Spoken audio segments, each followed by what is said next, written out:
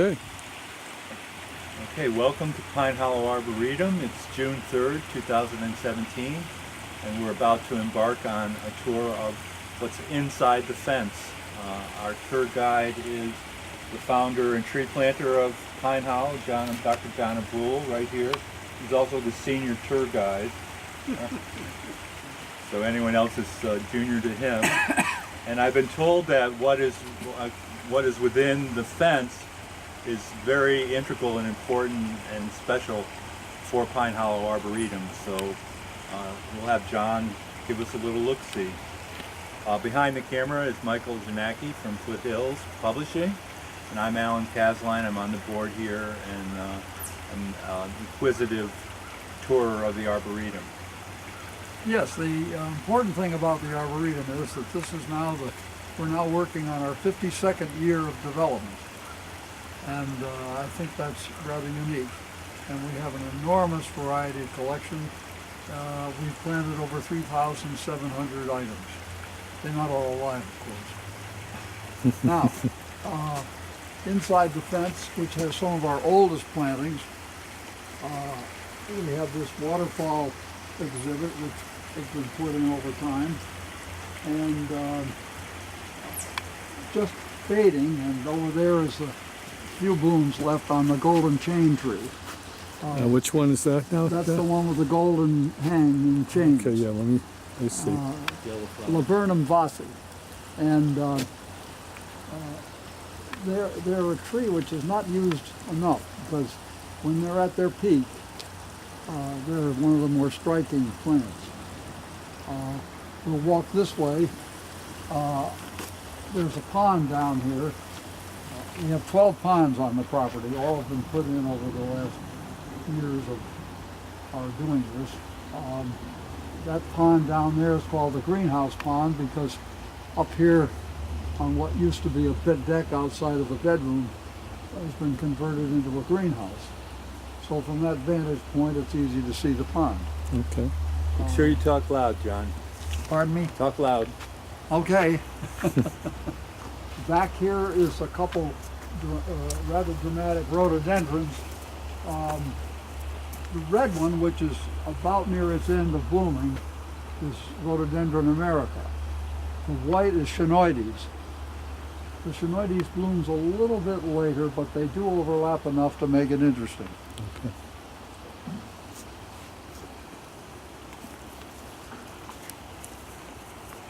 Now, if we come down to this vantage point, you can get a much better look at the pond and where there's a lower patio.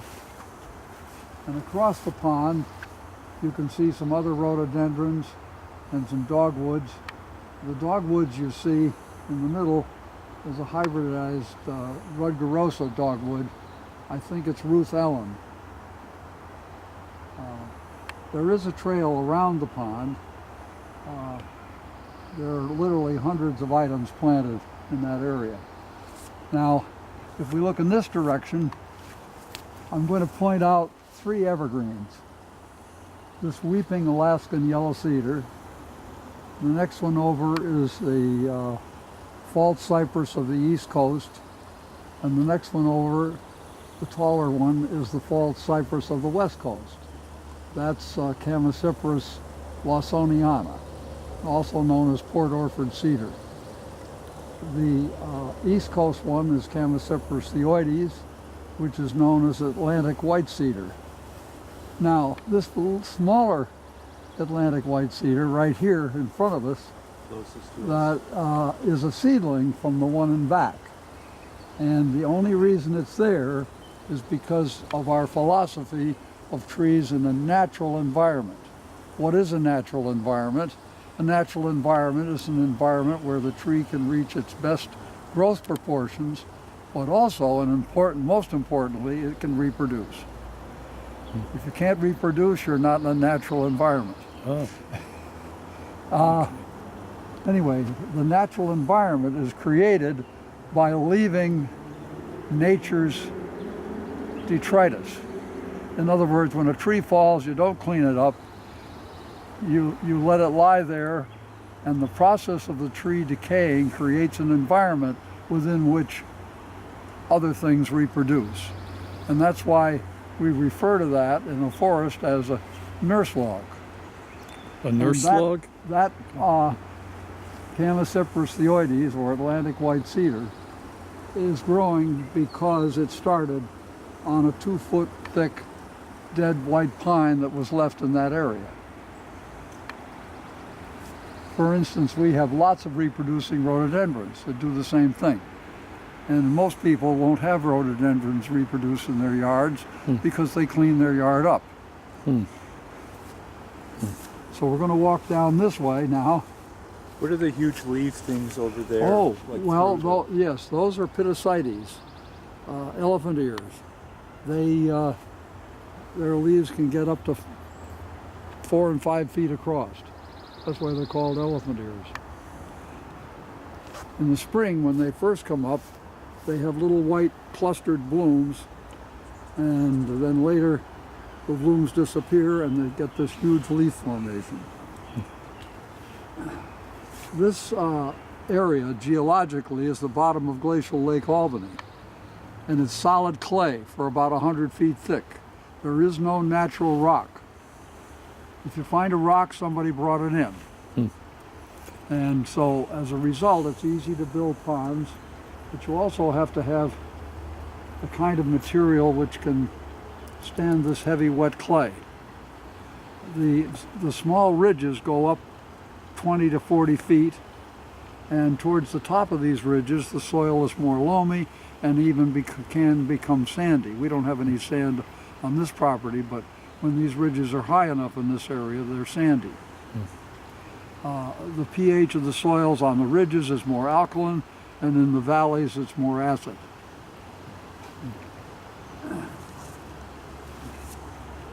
So we're going to go down on a trail which goes down to a little bridge across the outlet of the pond. I call it the Monet Bridge because the pond is filled with water lilies. They aren't all out yet, but within the next 3 or 4 weeks, it'll continue to bloom with 4 different colors for the rest of the summer. What colors? Red, pink, 2 different shades of pink, white, and yellow. Yellow is the only native one. I didn't plant it. It came in on its own, probably with the help of waterfowl. And the yellow ones are already starting to come out, and they're the least dramatic. One thing about the water lilies, though, the native ones are not eaten by the muskrats, but the imported ones are. Oh, really? So, however, they seem to outgrow the muskrats. They do so well that what the muskrats take don't destroy them.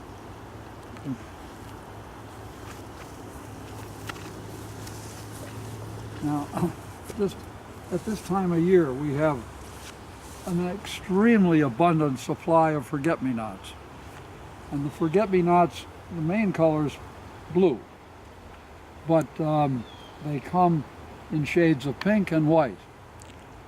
And they're annuals. They come up each year from the seeds from the previous year. But they seem to spread in every possible location where they can exist.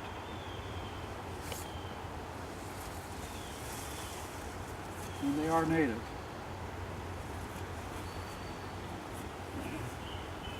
Most of the azaleas are past in this area. So we're going to walk through this little trail and go down towards the bridge. One nice thing about peonies, both herbaceous peonies and tree peonies, are not eaten by the deer. So if you're looking for stuff you can put and protect and still not be destroyed by the deer, the peonies represent a very good special plant.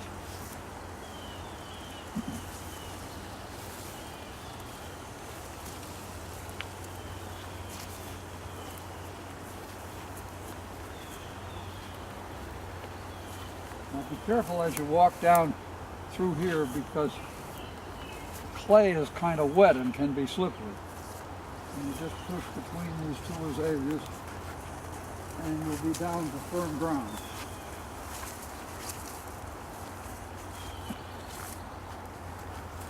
Now, when we get down here, we're going to look at this specimen on our left.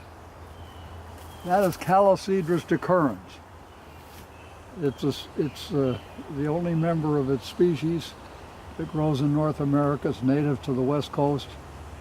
It is known as a California cedar and also as an Oregon cedar.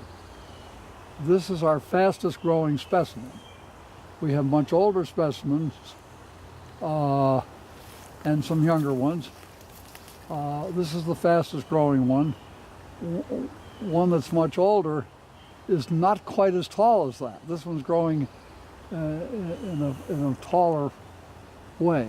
Most of the specimens of that tree that I've seen in Arboreta on the East Coast have been the kind that don't grow that fast and sort of top out and get tall very slowly.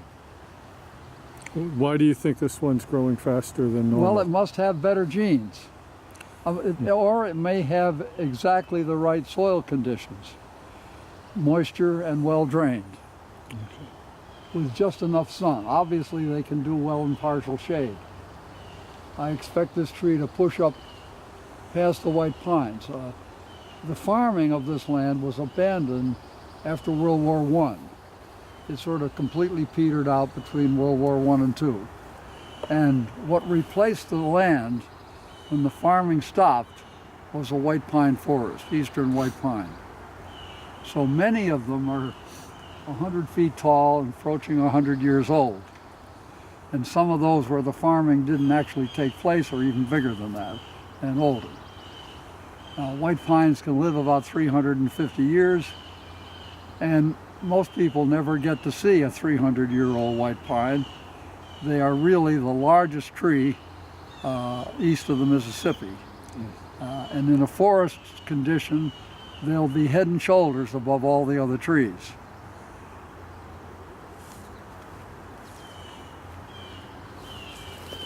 But they are not a climax forest. In other words, when they die out, they are replaced by oaks and maples and other kinds of trees under them. They only can reproduce when sunlight hits the ground, after a forest fire, or after a blowdown, or after a logging operation.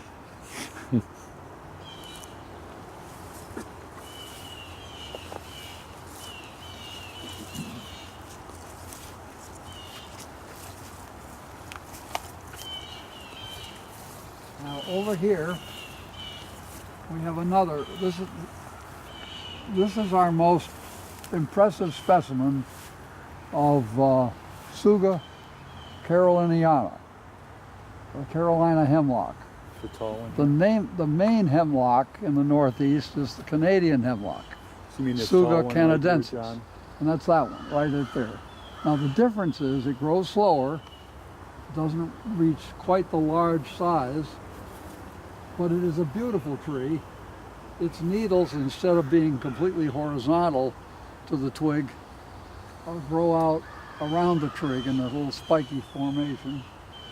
Its cones are about the same size, but instead of staying closed like the Canadian hemlock cones seem to, they open up like a spiky little Christmas ornament.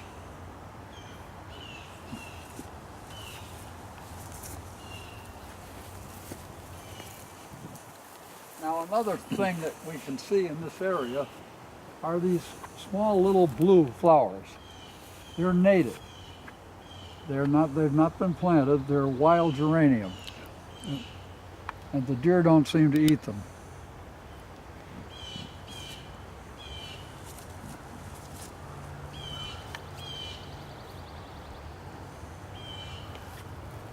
So is this a volunteer then, John? Is this a... No, that It's a plant. that is a red rhododendron. I had one planted out along the Pine Hollow Road, and it was being overgrown by a Norway spruce, which I didn't want to remove. So I removed the rhododendron, and in the process of removal, it turned into 4 or 5 plantings. This is one of them. And you can see its faded blooms. They were a bright red.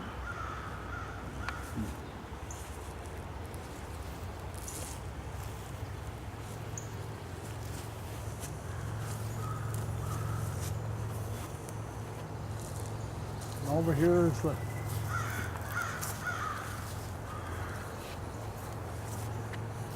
we're on the way to the bridge of the greenhouse pond. This particular birch tree is a heritage birch. It's a form of black birch, Abbuhl and Alan, also known as river birch. The river birch is the most widely used birch for landscape planting. The reason they use it is that it comes in all the desirable growth forms: small, large, small leaf, big leaf, single trunk, multi-trunk, and it's fairly free of disease. Many birches have borers that tend to kill them in time, so the river birch is the most important landscape birch. It has very shaggy bark with an orange-white appearance.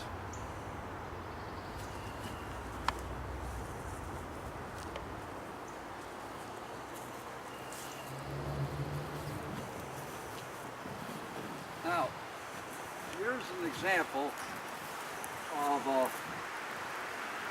arborvitae, which grows in the northeast. It's Thuja occidentalis. The west coast arborvitae is Thuja plicata and grows 10 times bigger and lives almost 1,000 years. But the eastern arborvitae can also live 400 or 500 years. Here's one that was planted and it was so close to the water that when it got large, it ultimately fell over. Now, most people would just clean it up. And of course, I cut out the part that came into our trail, and I'm leaving some of the limbs. Now remember, this tree can live hundreds of years, so that in time, these limbs that are left are going to form rather huge trees, and it'll be an exotic looking formation. Weird looking in other words, How about weird looking formation? In other words, you don't have to remove everything that doesn't exactly fit your immediate desire. Just give it time and it'll grow on you.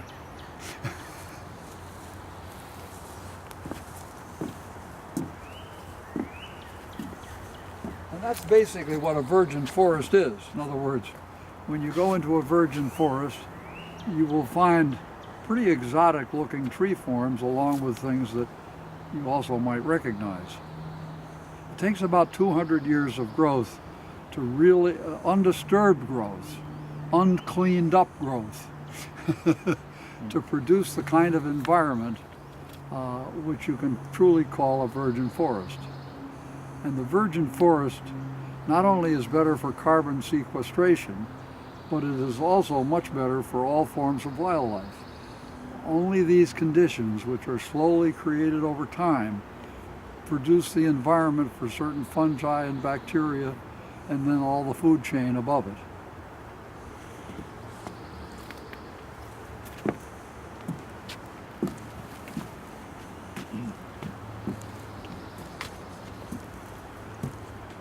Now, when this bridge was put in, I happened to mention to a workman who was helping me with another project that someday I wanted to put a bridge in here. He says, "Oh, well, I can do that." I says, "All right, and you've got to make it high enough so that I can run a canoe under it, and you've got to make it wide enough so I can get my lawn tractor over it." And it was his idea to put the folding seat on. That's a folding seat, huh?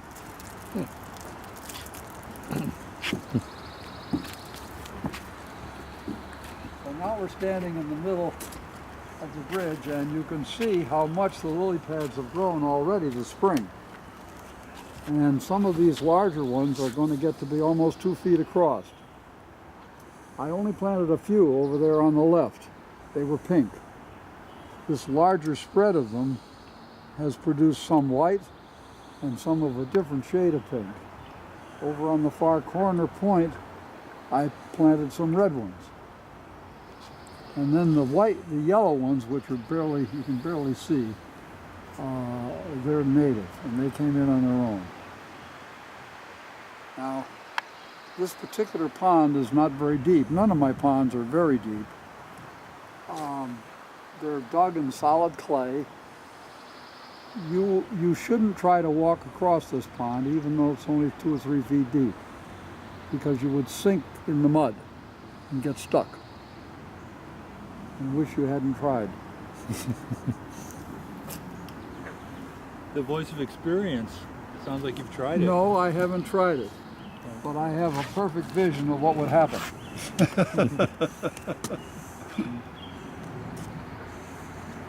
Yeah, now you can see other rhododendrons here. Almost everything you look at,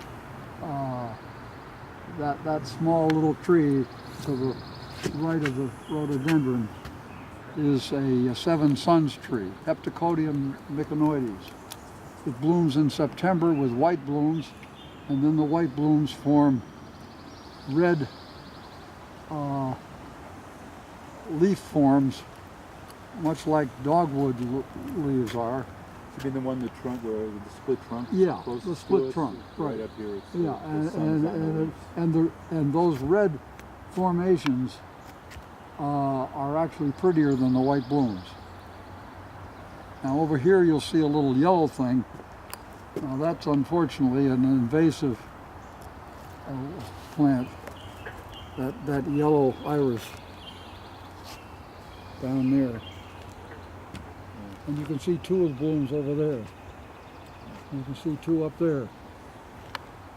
So they're beginning to, if they become too prominent, we may have to remove some. The other thing are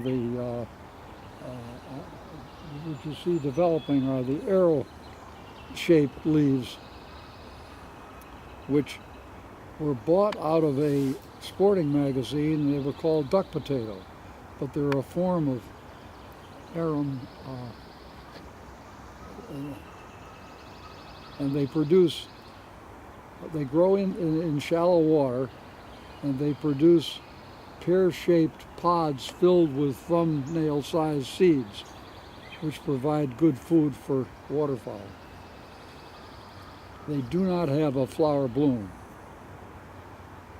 but they spread, and from 1 or 2 plants they spread surround the entire pond and are on some of my other ponds. Now over here is a tulip tree, which I planted about the size of a yardstick. The first winter it died back to the base and resprouted. That's this tree up here, to the right. The one that's too big to have been planted. That shows you how fast tulip trees grow. In other words, remember, we've only been here 52 years, so everything is planted. It's got to be younger than that. Most of the things I've planted came from gallon pots. They're cheaper and easier to deal with. I only get 5-gallon pots when I can't get it any other way. And then many of the smaller things that I have hundreds of, like the arborvitae, were bunches of seedlings, bare root, in groups of 10 or 100.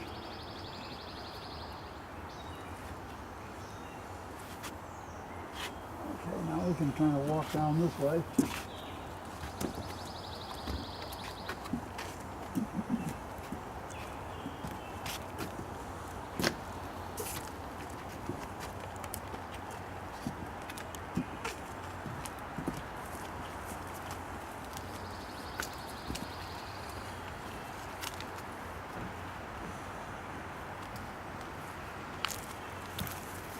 This is another one of those special red rhododendrons that came from that one plant that I divided.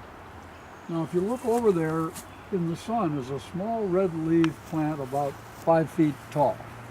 That is a naturally occurring crabapple seedling. I have crabapples that are thriving in wet muck and reproducing. So when they're in a place where I can leave them, I leave them alone. They produce generally white blooms. Some will have red fruit the size of your fingernail, and some will have yellow fruit. And some of the red-leaved ones may actually have pinker blooms.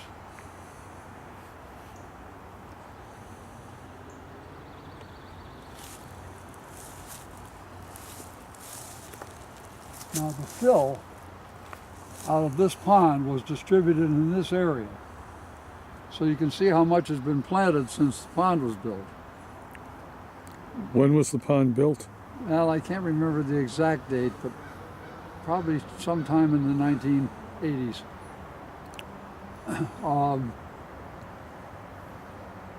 But the fact of this fill killed this white pine, which is now these huge logs lying on the ground over here. And I'll let those logs just rot away. You can see that the sister white pine is alive on the left, but it took up all the space on the left, so that when the fill was put in on the right, this other larger pine ultimately died. So sometimes when you do things, you think you might be saving a tree, but in time it might still die because of what you did. It might take 10 years, but it might still happen. So some trees are very susceptible to altering the surface that they're growing on. Other trees can tolerate it quite well. Elms can generally tolerate fill, but oaks and pines can't.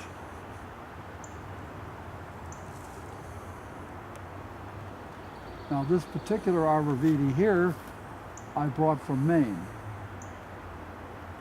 And it's taking on a pretty normal look, but there are many Maine varieties which tend to have their growth fronds more vertical, whereas others tend to get them more horizontal. This, when I bought it, was more vertical, but it's kind of turning more horizontal. But that's just by chance of the genes of that particular tree. Now, I'm going to walk up this way.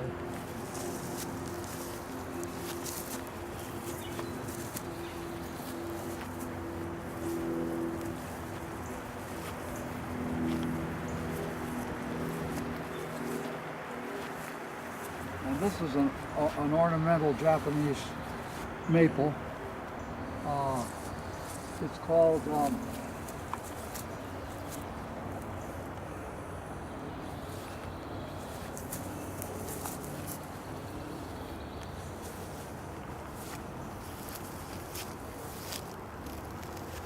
Acer Shirlwasanium Orium.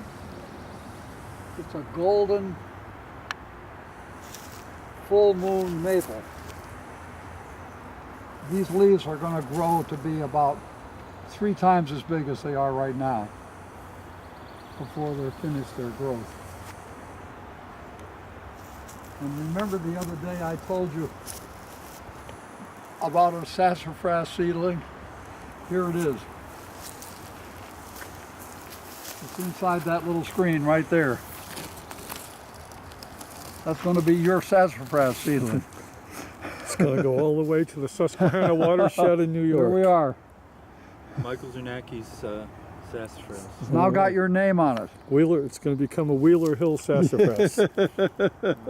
Yeah, and there's the, let's see, what kind of leaves does this have? It's got the It's got leaf. yes. You know, the sassafras has 4 different leaf forms. One is like this. One is like this. One is like this. And one is like that. This one has them like that. Yeah.